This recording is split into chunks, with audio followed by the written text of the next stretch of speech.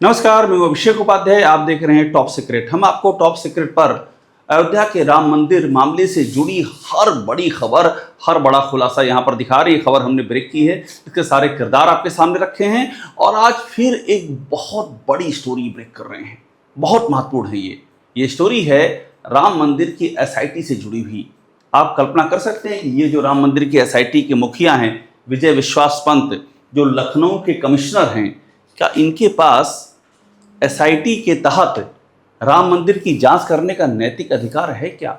विजय विश्वास पंत के ऊपर क्या मामला चल रहा है, आप सुनेंगे तो चौंक जाएंगे। तो ये बात तो बतानी चाहिए थी। जब इस एसआईटी का कमिश्नर बनाया गया, एसआईटी का मुखिया बनाया गया था विजय विश्वास पंत को, तो उन्हें खुद चाहिए था कि बता दें कि देखिए, मेरे ऊपर खुद एक बहुत ही गंभीर मामला चल रहा है और खुद मैं दबा हुआ हूं, यूपी की पुलिस खुद मेरी जांच कर रही है और मैं एसआईटी में जब जांच करूंगा तो कैसे भरोसा कि मैं निष्पक्ष रिपोर्ट दूंगा जब मैं खुद जांच के घेरे में हूं। ये शासन, ये प्रशासन, ये खुद मेरी गंभीर मामले में जांच कर रहा है, तो मैं कौन सी न्यूट्रल रिपोर्ट दूंगा? मेरे हाथ तो बंधे हुए हैं। ये बात सामने रखनी चाहिए थी। ये राम मंदिर का मामला हम बड़ा खुलासा करने जा रहे हैं आपके सामने।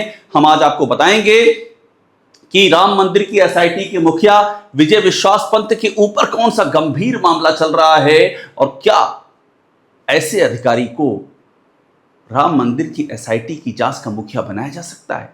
यह बहुत बड़ा नैतिक सवाल है और इस सवाल के बारे में सोचिएगा, पूरी कहानी सुनिए अब। और उसके पहले मैं आपको कुछ याद दिलाता हूं विजय विश्वास पंत के बारे में। जब हम देखते हैं तो हमको एक दृश्य याद आता है महाकुंभ का। महाकुंभ 2025 जगह प्रयागराज। विजय विश्वास पंत उसमें प्रयागराज के कमिश्नर हुआ करते थे, फिलहाल लखनऊ के हैं। उस समय इनका एक वीडियो बड़ा वायरल हुआ था। भगदड़ के ठीक पहले जो सोवत है वो खोवत है, जल्दी जल्दी चलिए स्नान कीजिए। और ये भगदड़ की आशंका या भगदड़ की भविष्यवाणी कर रहे थे। ये वहां के इंचार्ज थे। इतनी भीषण भगदड़ हुई थी। उस दृश्य को देखिए, उससे भी आपको याद आएगा और आपके दिमाग में ये सवाल कौन देंगे कि विजय विश्वास पंत को इतनी बड़ी जिम्मेदारी देने से पहले क्या पुराना ट्रैक रिकॉर्ड नहीं सोचा गया? देखिए इस तस्वीर को। सभी श्रद्धालु सुन लें, यहाँ लेटे रहने से कोई फायदा नहीं है।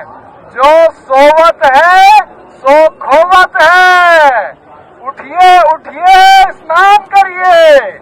और ये आपके सुरक्षित रहने के लिए बहुत आएंगे और भगदड़ मचने की संभावना है। आप पहले आ गए हैं तो आपको सबसे पहले अमृत मिल जाना चाहिए। सभी श्रद्धालुओं से करबद्ध निवेदन है, उठे उठे उठे, सोए ना। जब सबसे पहले आ गए हैं। ये पूरी तस्वीर आपने देख ली, ये वही तस्वीर है। मैं फिर से इसको यहां पर ले आया हूं स्क्रीन पे ताकि आपको याद आ जाए विजय विश्वास पंत कौन है। और अब मैं आपको दिखाने जा रहा हूं, ये हुए वो एफआईआर। ये 420 की एफआईआर है। अब मैं क्लियर कर रहा हूं, 420 धारा आईपीसी की, 420 और 465। 420 धारा बच्चा बच्चा समझता है, 465 में मैं आपको बता दूंगा दोनों ही फोर्जरी जुड़ा हुआ मामला है। ये इन्वेस्टिगेशन, ये जांच की तलवार राम मंदिर एसआईटी के मुखिया के खिलाफ पेंडिंग है अभी भी टिल डेट। ये बात बताई किसी ने? नहीं बताई। अब आप सोचिए, राम मंदिर मामले की विजय विश्वास पंत कौन सी जांच करेंगे जो खुद जांच के घेरे में हैं, वो भी 420 और 465। अब आपको मैं समझा देता हूं मामला क्या हुआ था। आप यहां से देखना शुरू कीजिए। यहां पर जो शिकायतकर्ता है उसका नाम है शिव कुमार, ये शिकायतकर्ता का नाम है। और मैं आपको अब बताता हूं इसके बाद ये थाना कौन सा है। मेरठ में परीक्षित गढ़ का थाना है, मेरठ में, जहां का ये मैटर है। एफआईआर नंबर है 009292। एफआईआर की डेट क्या है? 2019, ईयर क्या है? 2019 का मामला है। अब मैं आपको सेक्शन दिखा रहा हूं, देखिए 420 और 465 दो सेक्शन है। मैं आपको बताऊंगा इन सेक्शन के मायने क्या हैं। और फिर से ध्यान दिला रहा हूं, ये एफआईआर विजय विश्वास पंत के विरुद्ध है। अभी इन्वेस्टिगेशन चल रहा है और ये राम मंदिर की एसआईटी में वहां पर जो दान की, चढ़ावे की चोरी हुई है, गबन हुआ है, फ्रॉड हुआ है, धोखाधड़ी हुई है, आस्था से खिलवाड़ हुआ है, ये उसकी जांच एसआईटी के मुखिया हैं। अब आप समझिए इस प्रदेश में क्या हो रहा है। अब इसके बाद देखिए अगली कहानी। मैं आप इसमें आरोपियों की संख्या है 1 2 3 4 5 ये हो गए, और ये 14वां नंबर पे आप ध्यान दीजिएगा। वीवी पंत, विजय विश्वास पंत प्रबंध निदेशक थे ये, मेरठ उत्तर प्रदेश। ये बिजली महकमे में प्रबंध निदेशक थे उस समय। मैं आपको इनका पूरा पद बता देता हूं जिस पद पर ये थे, ताकि कोई कंफ्यूजन ना रह जाए। ये हमने इनकी जो अपॉइंटमेंट एंड पर्सनल नियुक्ति की जो वेबसाइट है उससे हमने विजय विश्वास पंत हैं ये, इनका पूरा पोस्टिंग का डिटेल निकाला है। और पोस्टिंग के डिटेल में मैं आपको दिखाता हूं कि ये बात है वेस्टर्न इलेक्ट्रिक एमडी प्रबंध निदेशक, वेस्टर्न इलेक्ट्रिक डिस्ट्रीब्यूशन कॉरपोरेशन, और ये मेरठ, और ये टेन्योर है 2013 से 2015।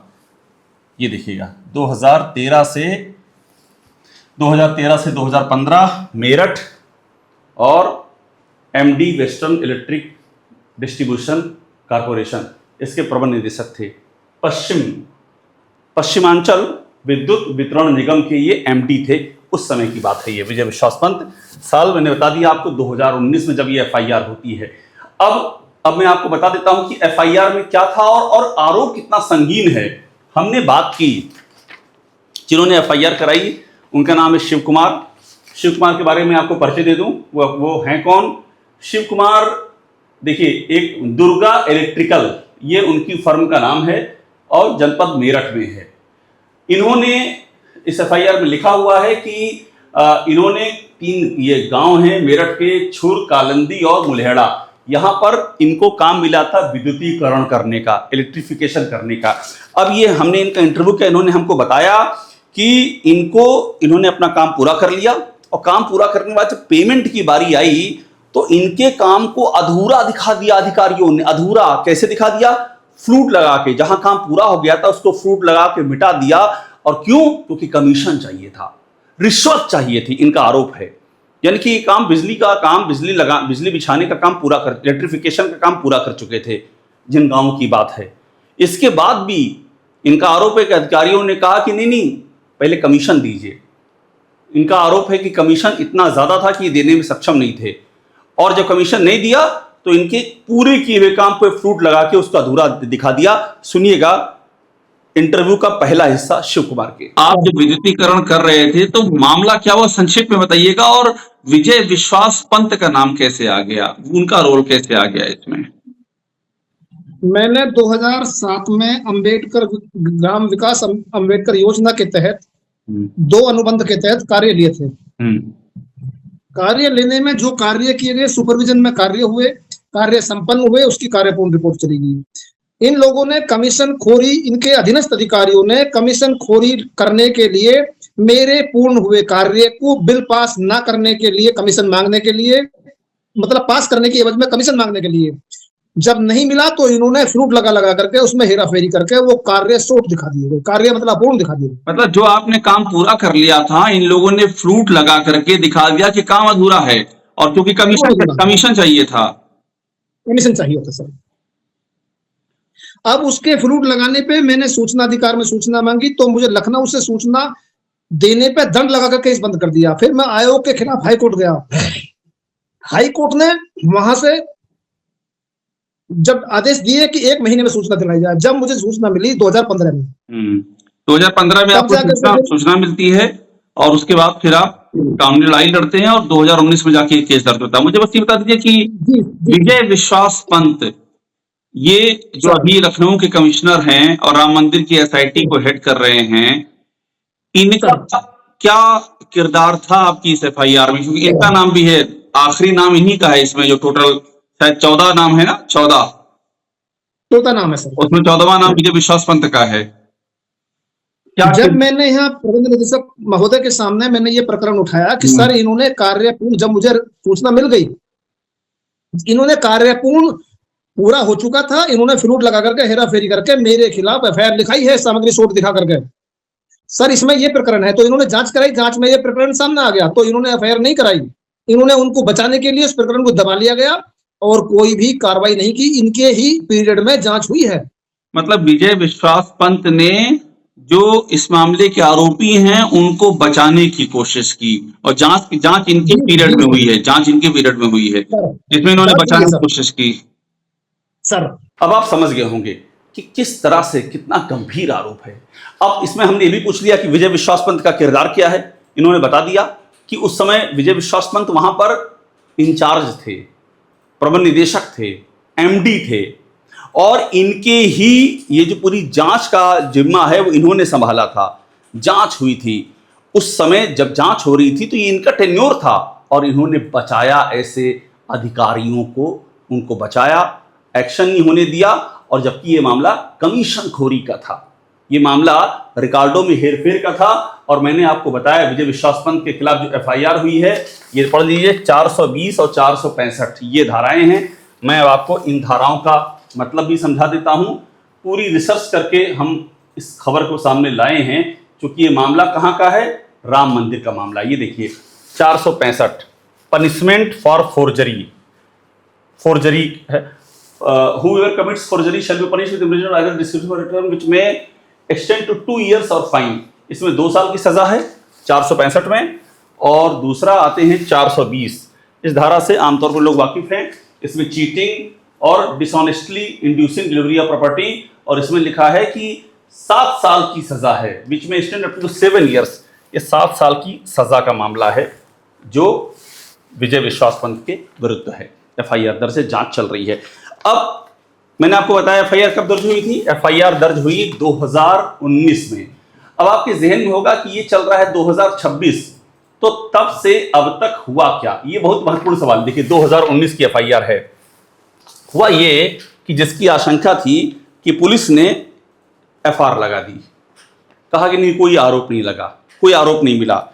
अब मैंने आपको पहले ही बताया है किस तरह की लड़ाई लड़ी शिव कुमार ने। शिव कुमार को सूचनाएं नहीं दी जा रही थी, ये सूचना आयोग तक गए, ये हाई कोर्ट तक गए, वहां से इंफॉर्मेशन लेकर के आए, तब जाकर के एफआईआर दर्ज हुई। लेकिन जब पुलिस को कार्रवाई करने की बात आई तो इनका कहना है कि पुलिस ने इनसे कहा कि हम आईएएस के खिलाफ चार्जशीट कैसे दाखिल कर सकते हैं। आईएएस यानी कि विजय विश्वास पंत, यानी कि जो खुद राम मंदिर एसआईटी को जो हेड कर रहे हैं, उनके खिलाफ 420 की एफआईआर, 465 की एफआईआर। आरोप क्या, नीचे वाले कमीशन खोरी मांग रहे थे और जब नहीं मिला दस्तावेजों में हेरफेर कर दी और पूरे हुए काम को अधूरा दिखा दिया। दूसरा जो हमने सवाल पूछा, पुलिस ने क्या किया, अब ये शिव कुमार की जुबानी सुनिए कि पुलिस ने किया क्या। एफआईआर दर्ज करने के बाद पुलिस ने क्या किया, पुलिस ने अपनी इन्वेस्टिगेशन में क्या किया, पुलिस ने चार्जशीट लगाई या एफआईआर लगा दी, क्या किया पुलिस ने? पुलिस ने प्रारंभिक तौर पे जब विवेचना हुई तो विवेचना में नरेंद्र कुमार कसाना करके एक एसआई रहे हैं, उन्होंने विवेचना की। उन्होंने कहा कि आईएएस के खिलाफ हम चार्जशीट नहीं लगा पाएंगे, अपराध बेशक बन रहा हो, हम चार्जशीट नहीं लगाएंगे। आईएएस इस पूरे में ये 14वें नंबर पर विजय विश्वास पंत, उन्हीं की बात कर रहे हैं आप। उन्होंने ये कहा था कि यदि एक व्यक्ति के खिलाफ भी हम चार्जशीट लगा देंगे तो आप कोर्ट से 319 सीआरपीसी के तहत तलब करा लेंगे, तो आईएएस इसमें फंस जाएगा। इसलिए हमें इंस्ट्रक्शन है कि हम इसमें चार्जशीट नहीं। अब जब पुलिस ने नहीं सुनी, पुलिस ने जब एफआईआर लगा दी, तो क्या किया शिव कुमार ने, जो शिकायत करता है, वो कोर्ट गए। और मैं आपको दिखा रहा हूं सीजीएम कोर्ट में जब वो गए तो सीजीएम कोर्ट से उनको जो ऑर्डर मिला, आपको ये तो एफआईआर हो गई, एफआईआर के बाद आता है ये देखिए, ये है ये न्यायालय मुख्य न्यायिक मजिस्ट्रेट मेरठ सीजीएम कोर्ट, ये 2020 परिवाद संख्या। यहां पर ये गए शिव कुमार और यहां पर जो आदेश आए वो पढ़ लीजिए। आदेश में लिखा है कि पत्रावली के परिशीलन से प्रकट होता है मुकदमा संख्या 92 सन 2019 धारा 420 465 जो मैं आपको बता चुका हूं, इसमें अंतिम आख्या यानी फाइनल रिपोर्ट पुलिस ने लगा दी, लेकिन इसमें विवेचना क्लीन हैंड से होना नहीं कहा गया है। इंपॉर्टेंट बात है। फिर अनेक बिंदु विवेचना दूषित होने के आधार पर है और यह तथ्य दर्शित करता है कि विवेचना अधिकारी द्वारा की गई विवेचना दोषपूर्ण है, गलत विवेचना की गई है, जिसमें कि राम मंदिर एसआईटी के मुखिया का नाम है, उस एफआईआर की कहानी है ये। ऐसे में न्यायालय का मत है कि विवेचना और अंतिम आख्या संतोषजनक नहीं है। ऐसे में अंतिम आख्या स्वीकार करने का कोई औचित्य नहीं है, अतएव ये इसको निरस्त करते हैं हम और अग्रिम विवेचना की जाए। ये आदेश कब का है मैं दिखा दूं, 16/2/2021 का आदेश है ये। 2021 में विनय प्रकाश सिंह, मुख्य न्यायिक मजिस्ट्रेट मेरठ। अब 2021 से लेकर आज तक क्या हुआ मैं आपको ये भी बता देता हूं कि तब से लेकर के अब तक क्या हुआ, लेकिन उसके पहले आप सुन लीजिए कि कोर्ट में जब गए शिव कुमार तो वहां पर क्या हुआ उनकी जुबानी, और विजय विश्वास पंत का नाम क्यों आ रहा है, विजय विश्वास पंत के टेन्योर में हुआ क्या था। अब तीसरी बाइट सुनिए शिव कुमार की इंटरव्यू का तीसरा हिस्सा। कोर्ट में गया, फ्रूट लगा, किस कोर्ट में गया? सीजेएम कोर्ट में गया सर। वहां क्या हुआ, कोर्ट ने क्या कहा? सीजेएम कोर्ट में हमने प्रोटेस्ट डाली, प्रोटेस्ट डाल करके हमने सारे एविडेंस दिखाए कि पुलिस ने सारे रिकॉर्ड में जो एक्चुअल रिकॉर्ड है उनको कोई परखा ही नहीं है, न जांचा है, और बल्कि हमें ये दिखा दिया कि साक्ष्य के अभाव में एफआईआर लगाई जाती है। तो सीजेएम ने एफआईआर खारिज किया, एफआईआर खारिज किया और फिर से इन्वेस्टिगेशन दे दिया करने को, इन्वेस्टिगेशन के लिए आदेश किया। अब हम आपको एकदम इस कहानी के आखिरी पड़ाव की ओर जा रहे हैं। उससे पहले मैं आपको एसआईटी की रिपोर्ट दिखा रहा हूं, जो प्रारंभिक रिपोर्ट में परम गोपनीय लिखा हुआ है, 23 जून 2026 की ये रिपोर्ट है।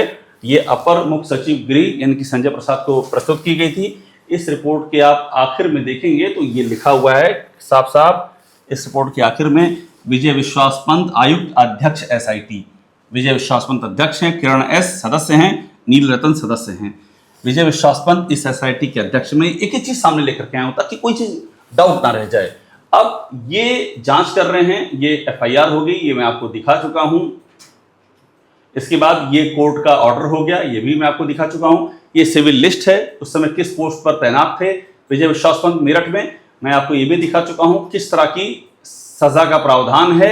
अब सवाल ये है, ये सब सामने रखने के बाद मुद्दा ये है कि जो मैंने सेक्शन की बात कही 420 और 465, इसके मायने एक बार समझिएगा। ये देखिए, ये है 465 पनिशमेंट फॉर फोर्जरी, और ये है दूसरा जो है 420। मतलब 420 और 465 की धाराएं लगी हैं विजय विश्वास पंत के खिलाफ। हमने पूछा शिव कुमार से इनके मायने क्या हैं। अब जरा सुनिएगा उनकी इंटरव्यू का चौथा हिस्सा। किन किन सेक्शंस में एफआईआर है, उसका मतलब क्या है? विजय विश्वास पंत के खिलाफ एफआईआर किन सेक्शन में और उसके मायने क्या है, जरा ये समझा दीजिए। इनका काम प्रबंध निदेशक का है, यानी कि पूरे पश्चिमांचल में प्रशासनिक सारी व्यवस्थाएं इनको देखनी है। यदि इनके पास इस तरह के आपराधिक घटना का प्रकरण आया तो इनका ये दायित्व था कि तत्काल एफआईआर करा करके दोषियों के खिलाफ कार्रवाई करते हैं। इनके खिलाफ जो एफआईआर आपने दर्ज कराई है, इसमें 14वें नंबर पे नाम है, क्या क्या धाराएं लगी हैं आपकी एफआईआर में? धाराएं बताइए जरा, समझाइए। क्या लगी है? 420, 465। क्या मतलब हुआ इन धाराओं का, समझा दीजिए। धोखाधड़ी और हेराफेरी करके धोखाधड़ी करना। अच्छा, तो गंभीर धाराएं हैं। जी सर। तो ये है पूरी कहानी, और कहानी का सार समझिए। विजय विश्वास पंत जिनके खिलाफ खुद इन्वेस्टिगेशन पेंडिंग है 420 और 465 में, अभी तक इन्वेस्टिगेशन पेंडिंग। मैंने ये मामला इसमें मेरठ के सीओ क्राइम के पास है, हमने उनको फ़ोन किया, उनसे हमने जानना चाहा, अभी नहीं, वहाँ अभी पोस्टिंग नहीं हुई है उनकी। उन्होंने बताया कि हाँ उनकी जानकारी में है, ये भी कहा कि वो नए आए हैं, वो इसकी जांच करेंगे। ये उन्होंने माना कि हाँ ये मामला उनकी जानकारी में है और ये जांच चल रही है। हमने विजय विश्वास पंत को भी, उनका भी पक्ष जाना है और यही पूछा है कि पंत साहब, कौन सी आपकी नैतिक जिम्मेदारी है, कौन सा नैतिक आपकी नैतिकता का कौन सा संबल है, आप इस पोस्ट पर कैसे हैं? एसआईटी के चीफ खुद मना कर देना चाहिए, क्योंकि आपको सरकार के रहमो करम पर खुद ही हैं। अभी पुलिस इसमें चार्जशीट कर दे तो क्या होगा? हालांकि पुलिस एफआईआर लगाने की कोशिश कर रही है, मगर कोर्ट ने स्वीकार नहीं किया है। जो अधिकारी 420 और 465 जैसी फोर्जरी, फ्रॉड, धोखाधड़ी, इनसे जुड़ी हुई धाराओं का आरोपी है, विवेचना चल रही है, वो राम मंदिर में हुए गबन और जिसे डकैती कहा नृपेंद्र मिश्रा ने, हालांकि खुद नृपेंद्र मिश्रा के ऊपर बहुत सारे सवाल हैं, तमाम सारी जो ये भी कहा जा रहा है इम्बिजलमेंट, गबन, और ये भी कहा जा रहा है ऑर्गेनाइज रैकेट चल रहा था, फ्रॉड, फोर्जरी, सब तो वहां पर हो रखा है। ये उसकी जांच कर रहे हैं जो खुद जांच के घेरे में हैं। हमने इनको भी ईमेल किया, बताया आपको, इनका रिप्लाई नहीं आया। जब भी आएगा हम उसको भी आपके सामने रखेंगे। लेकिन हमारा सवाल ये है कि क्या ये एसआईटी किसी भी कोने से आपको लगता है कि इस एसआईटी को अपना काम करना चाहिए? इस एसआईटी को, जिसके मुखिया विजय विश्वास पंत हैं, या इसको भंग करना चाहिए? क्योंकि इसकी सैंक्टिटी प्रभावित हो गई है। विजय विश्वास पंत कैसे निष्पक्ष जांच करेंगे? जो व्यक्ति खुद 420 और 465 की जांच के घेरे में है, वो क्या निष्पक्ष जांच करेंगे? कायदे से विजय विश्वास पंत को खुद हट जाना चाहिए और सरकार को इस एसआईटी को भंग करके एक नई एसआईटी बनानी चाहिए, या कोई भी ऐसी एजेंसी लाएं जो कम से कम प्रथम दृष्टिया ये स्थापित तो कर सके कि निष्पक्ष जांच वो कर सकती है। विजय विश्वास पंत, इस बात को छुपा के रखा गया। राम मंदिर एसआईटी का मुखिया बनने से पहले खुद इनको प्रेस नोट जारी करके कहना चाहिए था कि मेरे खिलाफ इतने गंभीर मामले में जांच चल रही है, 420, 465, ये बताना चाहिए था। इन्होंने ऐसा नहीं किया। ये भरोसे का मामला है। करोड़ों राम भक्तों का उनका विश्वास टूटा है, उनका भरोसा चकनाचूर हुआ है, और जब इस तरह की बातें सामने आएंगी तो उस भरोसे का हश्र क्या होगा आप सहज ही समझ सकते हैं। आप लगातार टॉप सीक्रेट देखते रहिए, लाइक कीजिए, सब्सक्राइब कीजिए। हमने ये स्टोरी ब्रेक की है, सारे किरदार सामने रखे हैं, ये भी एक महत्वपूर्ण पहलू आपके सामने रखा है। एसआईटी का हाल क्या है, और मकसद सिर्फ इतना है कि सत्य सामने आए, प्रभु श्री राम की मर्यादा की स्थापना हो।